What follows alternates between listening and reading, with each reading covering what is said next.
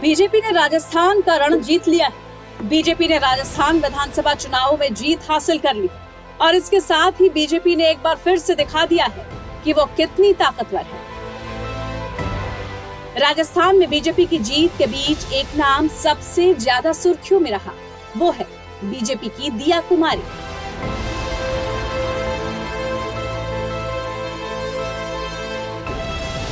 राजस्थान विधानसभा चुनाव में इस बार राजकुमारी दिया कुमारी ने काफी सुर्खियां बटोरी। बीजेपी ने राजस्थान में इस बार चुनावों में वसुंधरा राजे के बजाय राजकुमारी दिया कुमारी को ज्यादा तवज्जो दी।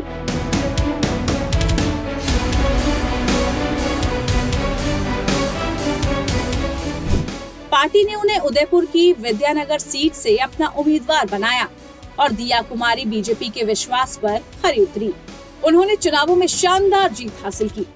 विद्यानगर की जनता का बहुत बहुत आभार व्यक्त करती हूँ। राज्यसभा के मेरा संसदीय क्षेत्र है, वहाँ भी हम लोग सब सीटें लगभग जीत रहे हैं। वहाँ की जनता का भी मैं धन्यवाद देती हूँ। क्या कहेंगी, मोदी जी का जादू काम कर रहा है? पूरी तरह से जादू काम कर रहा है, पूरा लहर आंधी।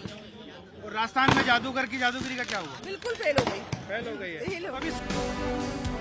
राजस्थान की राजनीति और बीजेपी में जिस तरह उनका कद बढ़ रहा है, उससे लोग उन्हें राजस्थान की अगली वसुंधरा राजे तक कहने लगे हैं। दिया कुमारी में लोगों को बीजेपी के नए मुख्यमंत्री की झलक भी दिख रही है। बीजेपी में दिया कुमारी का कद लगातार बढ़ता जा रहा है। इस बार के चुनावों में पार्टी ने दिया कुमारी को जयपुर की विद्यानगर सीट से मौजूदा विधायक नरपत सिंह राजवी का टिकट काट कर दिया था। इस वजह से बीजेपी को नरपत सिंह राजवी के समर्थकों और कुछ बीजेपी कार्यकर्ताओं की नाराजगी का भी सामना करना पड़ा। नरपत सिंह की गिनती राजस्थान के बड़े नेताओं में होती है और वो राजस्थान के 3 बार के मुख्यमंत्री रहे, देश के उपराष्ट्रपति रहे, दिवंगत भैरों सिंह शेखावत के दामाद हैं। नरपत सिंह को वसुंधरा राजे का भी करीबी माना जाता है। कहा जा सकता है कि इतने मजबूत दावेदारी वाले नेता का टिकट काटकर दिया कुमारी को टिकट दिया जाना ये बताता है कि बीजेपी में उनका कद कितना बढ़ चुका है और चुनावों में जीत हासिल कर दिया कुमारी ने ये बात साबित भी कर दी है। बता दें कि राजस्थान में दिया कुमारी को जिस वसुंधरा राजे के विकल्प के तौर पर देखा जा रहा है, उस दिया कुमारी को वसुंधरा राजे ही राजनीति में लेकर आई थी। साल 2013 में जब नरेंद्र मोदी गुजरात के सीएम थे, उस वक्त बीजेपी के तत्कालीन अध्यक्ष राजनाथ सिंह और वसुंधरा राजे की मौजूदगी में दिया कुमारी बीजेपी में शामिल हुई थी। 2013 के राजस्थान विधानसभा चुनाव में बीजेपी ने उन्हें सवाई माधोपुर से कैंडिडेट बनाया और कहा जाता है कि वसुंधरा राजे ने उन्हें ये सीट देने के लिए पार्टी आला कमान से कहा था। इस चुनाव में दिया कुमारी ने जीत हासिल की। हालांकि वक्त के साथ दोनों के रिश्ते ठीक नहीं रहे और कथित तौर पर साल 2018 के विधानसभा चुनाव में वसुंधरा राजे ने ही दिया कुमारी का टिकट काट दिया।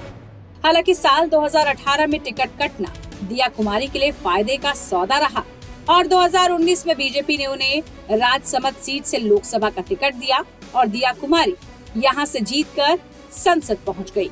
इस बार के चुनाव में बीजेपी ने उन्हें नए राजपूत चेहरे के रूप में प्रोजेक्ट किया और क्योंकि राजस्थान में राजपूत वोटरों की संख्या काफी अधिक है, हालांकि कहा जाता है कि वसुंधरा राजे को रिप्लेस करना दिया कुमारी के लिए फिलहाल बहुत चुनौतीपूर्ण है, क्योंकि वसुंधरा राजे राजस्थान की बेहद प्रभावशाली और बीजेपी की दिग्गज नेता है। लेकिन ये भी सच है कि जिस तरह दिया कुमारी को पार्टी आला कमान अहमियत दे रहा है, उससे उनके लिए मंजिल बहुत मुश्किल भी नहीं मानी जा रही। सीएम फेस के रूप में भी जनता आपको चाह रही। मैं यहाँ लोगों से बात कर रहा था, सब कह रहे थे कि दिया कुमारी आपकी बारी।